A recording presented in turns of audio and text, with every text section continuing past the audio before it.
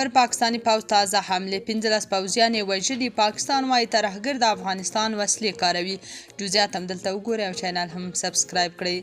قلات او کچلاک کې 15 پاکستانی ځواکونه وژل شوي. په داسې حال کې چې پاکستانی چارواکي د بلوچستان په کچلاک کې د سړک غاړې ماین چاودنه کې د 2 پوځیانو له وژلو خبر ورکوي. یو شمېر باوري سرچینو حماسه میډیا ته ویلي چې دغه برید کې 15 پوځیان وژل شوي او 3 نور ټپیان دي. بل لور ته قلات کې هم پر پوځیانو برید شوی چې 10 تنه پکې وژل شوي. په ورته مهال بلوچ ازادي غوښتونکو د پاکستاني پوځیانو پر بېلابېلو پوستو د بریدونو خبر ورکړی.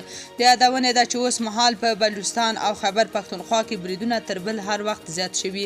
بلخوا پاکستان وایي ترهګر د امریکایانو پاتې شوي وسلې کاروي. د بلوچستان د پولیسو مشر معظم جا انصاري وایي افغانستان کې د امریکایي ځواکونو پاتې شوي عصري وسلې او تجهیزات د ترهګرو لاسته ورغلي او د خیبر پښتونخوا بلوچستان په بریدونو کې کاروي. انصاري په یو خبري کنفرانس کې ویلي چې پولیس عصري وسلو ته لاسرسی نه لري، خو مخالف وسلوال د شپې دوربینونه، عصري ټوپکې او نور امریکایي تجهیزات د دوی پر ضد کاروي.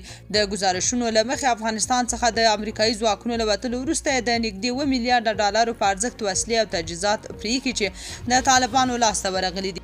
طالبان بیا وایي د امریکا او پخواني پوځ څخه پاتې وسلې ټول د دوی سره خوندي دي او پاکستاني نظامیان د خپل کمزوري پټولو لپاره داسې بې اساسه ادعاوې نه کوي. عام افغانان بیا وایي پاکستاني پوځ د ټي ټي پي او بلوچستان سره د مقابلې توان نه لري، نو ځکه اوس د خپل ناکامي پټولو لپاره داسې اوازې خپروي.